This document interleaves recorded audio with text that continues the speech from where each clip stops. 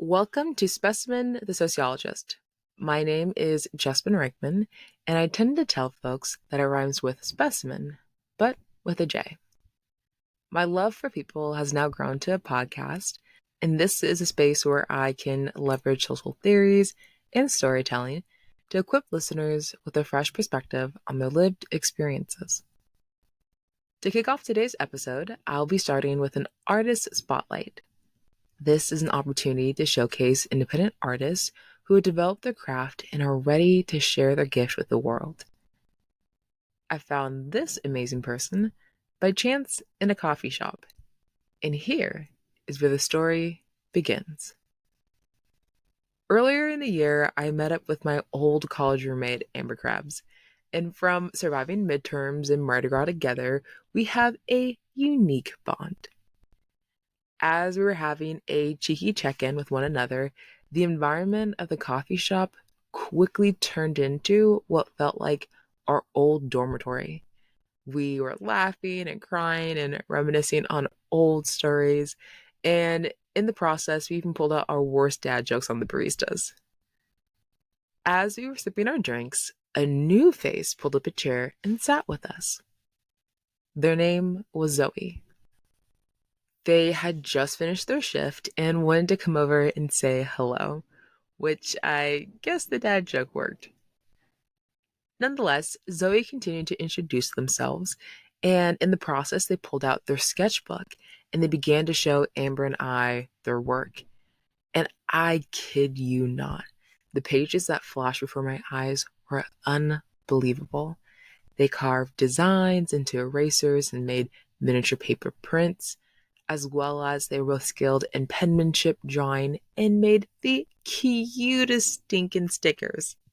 In honor of Zoe's boldness, I wanted to give them a quick shout out on today's podcast, and in the bio, you'll be able to find their Instagram handle and more ways to acquire their work. Without further ado, let's dive into today's episode. Talk is symbolic. This podcast will leverage the sociological theory of symbolic interactionism to frame our understanding of communication and dive deeper into the skills required to have a conversation. My hope is that by the end of this episode, you'll realize that talk isn't cheap. It's symbolic. When you first hear the word communication, where does your brain begin to wander? Do you view it as a traditional face-to-face conversation, liking your friend's Instagram post, or waving to your neighbors in the morning? The most basic definition of communication is the exchange or imparting of information.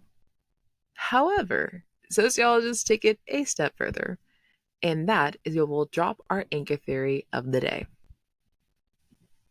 When you look at symbolic interactionism, this is a micro-level theory that focuses on meanings attached to human interactions, both verbal and nonverbal.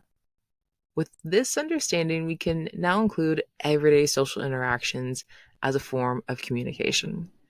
Whether it's a song that mentally brings you back to summer, or the smell of paella that reminds you of your tia's cooking, communication is the way in which we make sense of our lives. To keep this podcast simple, we will only focus on the verbal aspect of communication and the ways in which we attach meanings to words. It's important to note that I said meanings and not definitions. While a word can be uniformly understood by a group, it can be internalized differently. Let me give you an example using symbolic interactionism. If I were to say the word dog, that word may evoke a very joyful feeling, perhaps because you have a fuzzy friend at home. This response could be based on you having a positive experience with a dog and therefore attaching a positive feeling to that word. On the other end of the spectrum, if someone heard the word dog, perhaps they had an immediate feeling of fear come over them because they had a negative experience in the past. This is a simple example of how people can ascribe different meanings to one word. So let's spice it up a bit.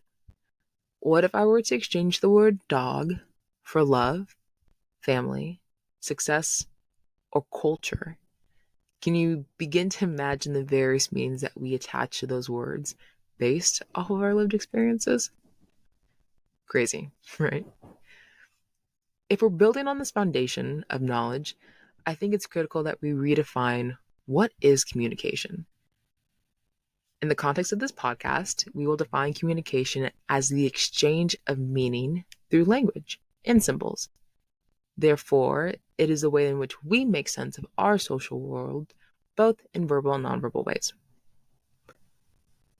If we understand that words aren't mere words, rather, they reflect our personal values, what happens when there's conflict? Not in the words that we're saying, but the meaning that we attach to them. This brings us to the next segment of the podcast, where we talk about the inevitability and intimacy of conflict. Let's first begin with redefining conflict for ourselves. While it may seem like a daunting word, it simply means a disagreement or a level of incompatibility. If we acknowledge that every person has their own filter system for communication, then we must acknowledge that conflict is inevitable. Not any same person has the same lived experience. And that is actually a good thing. Dr. Darius Daniels once said that conflict is the price for deeper intimacy. And I believe that it's our differences that creates a functional society, or at least a proper conversation. To further push that perspective, I'm going to share a story. Which, side note, this is a public thank you to my dear friend Jessamyn. She was gracious enough to give me the clearance for sharing our story on today's pod. This story takes place in the state of Louisiana. At the time, Jessamyn and I were seniors at Loyola University, New Orleans, a beautiful Jesuit institution perched on St. Charles Avenue. It was an average Wednesday night, and while most kids would have gone to the local watering hole, that is Wine Wednesday, at Bruno Sports Bar, my friends and I decided that we wanted a more elevated experience. We opted to dance the night away at a local neighborhood bowling alley, where they would have a wedding cover band that would play all the top radio hits and a fair amount of greasy bar food. Classy, am I right? Before we made our way over to the bowling alley, we decided to have a pregame at our mutual friend's house. Stevie Wonder was playing in the background. I had just poured a fresh rum and coke, and we all were just wiggling around the living room. This is where the story begins to get interesting. At one point, I began to chop it up with my friend Jessamyn, and I asked her the foolish question of, who do you think is better, celebrity A or celebrity B?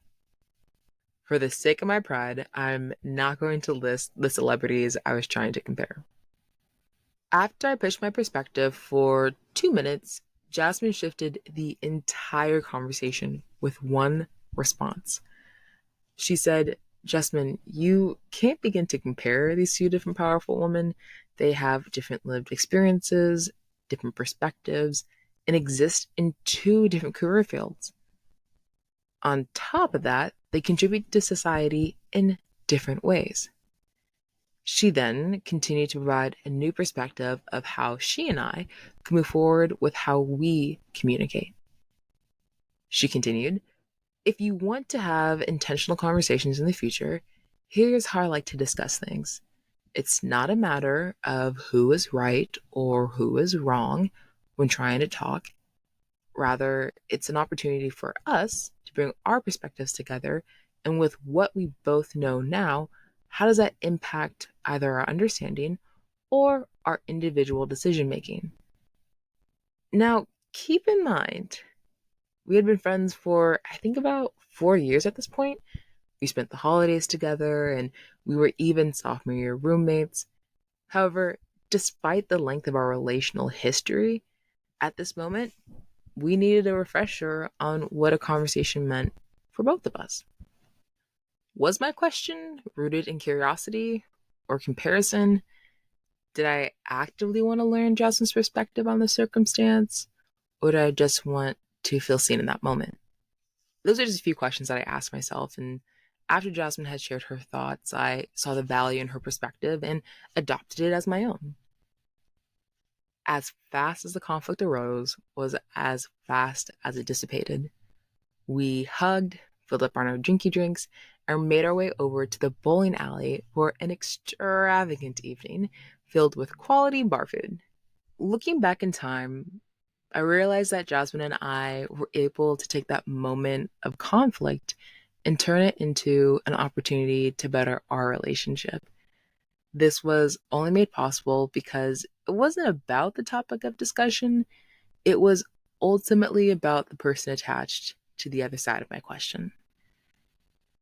And in that moment, we had two different definitions of what a conversation meant to each of us, but we were able to walk away with one mutual understanding.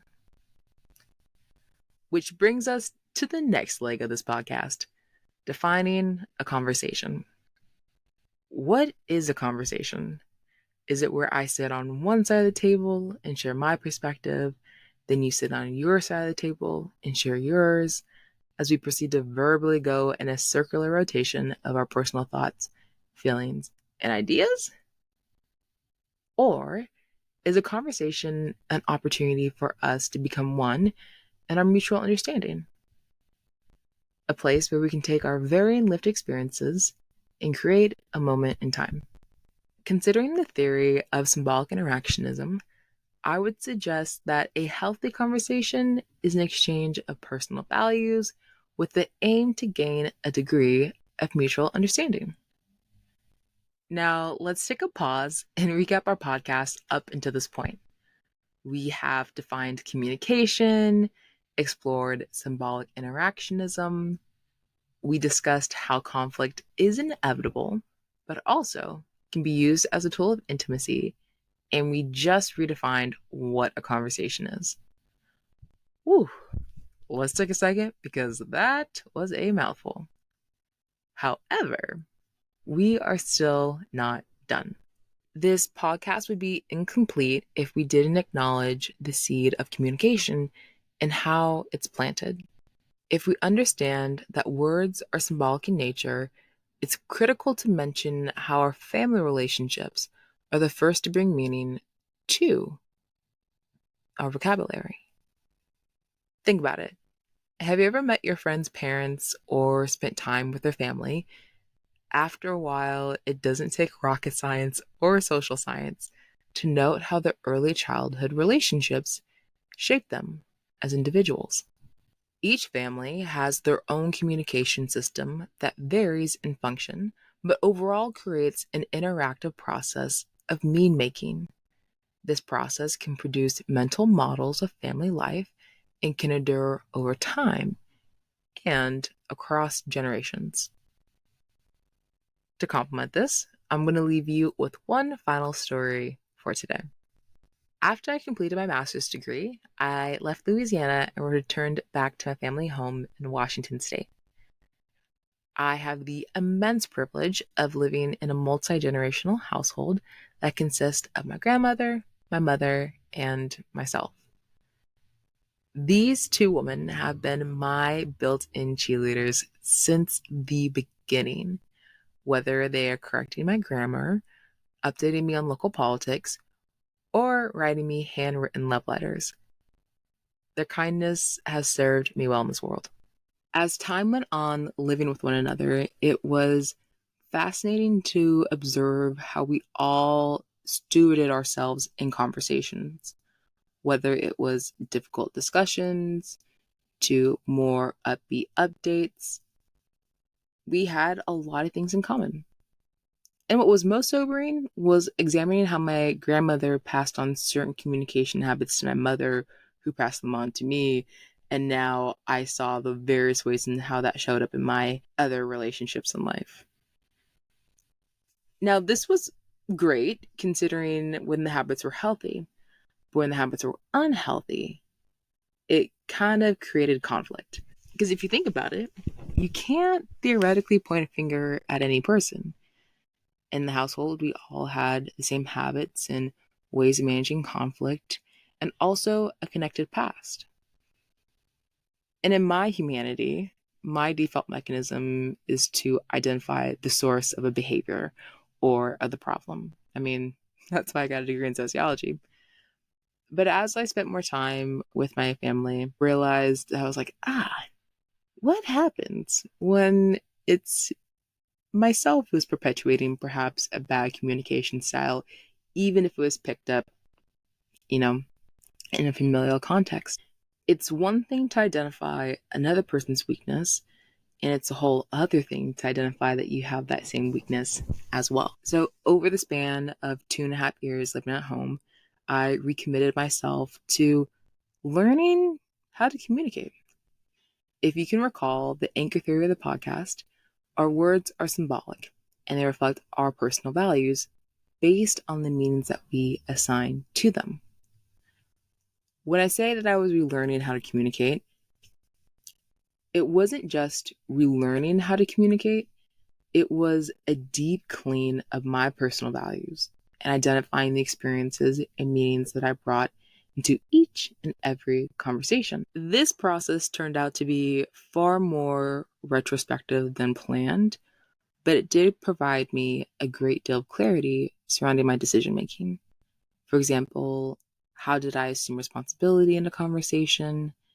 Is my communication style generational? Did I bring yesterday's frustration into this morning's meeting? How is my tone?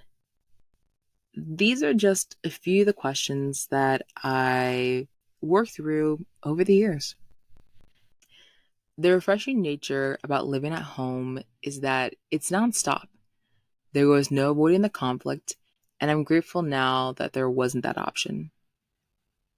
Keep in mind, it was never about confronting the other person, rather, it was about confronting old habits.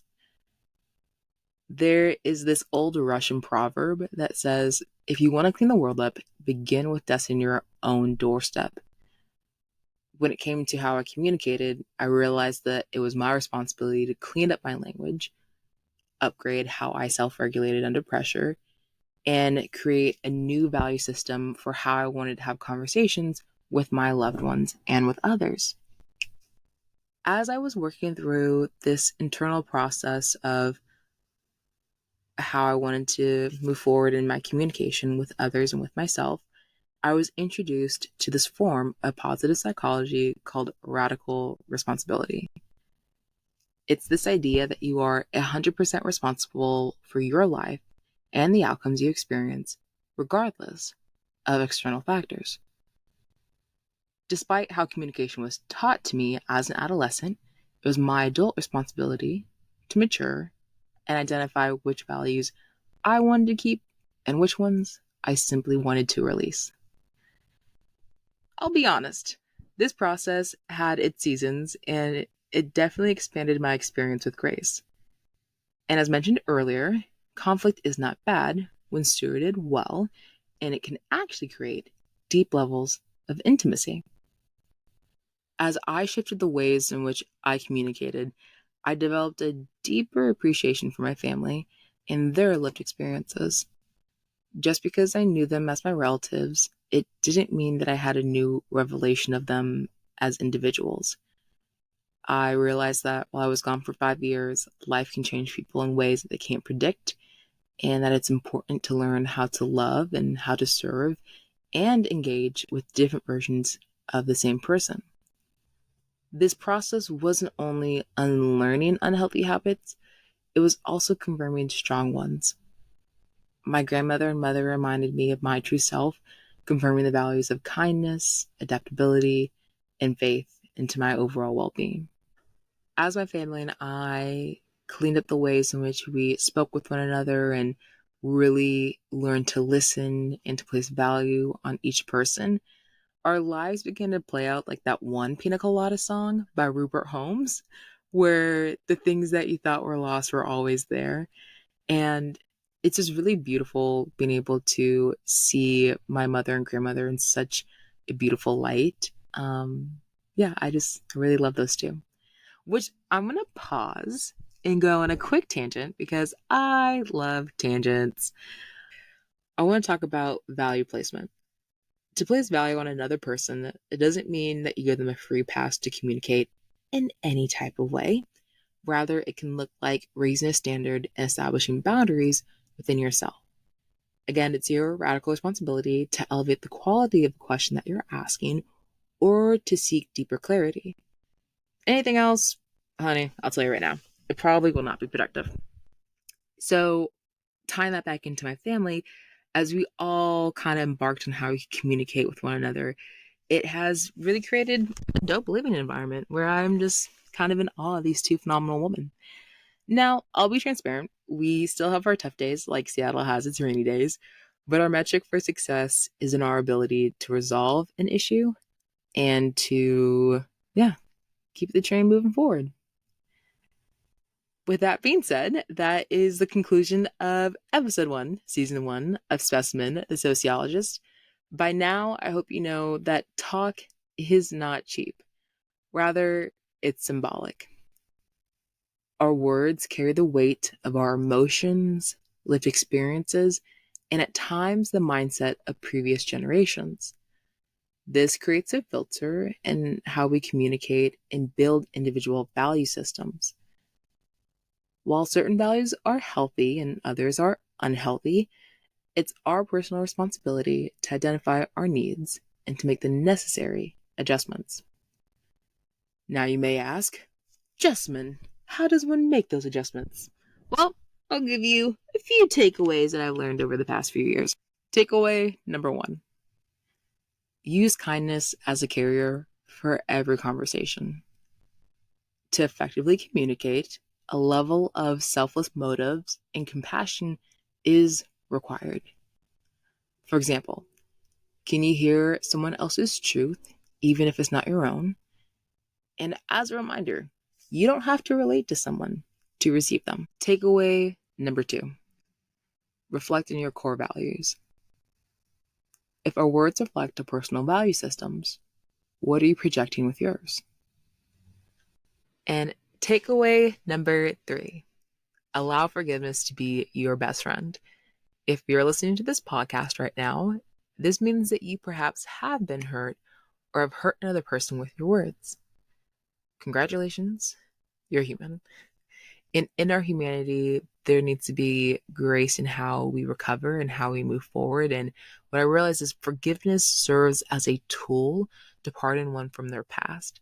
And so the gift of that is to be present with what you know now. How do you just make decisions differently?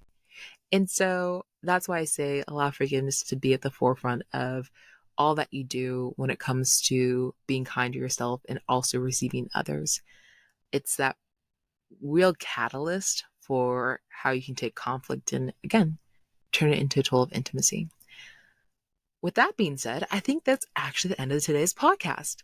So thank you again for listening to episode 1, season 1 of Specimen, the Sociologist. Make sure to follow the show on Apple Podcast and Spotify, as well as to leave a review. In this episode bio, you'll find our artist spotlight and ways to sew into the podcast. Until next time, have a powerful day. Toodles!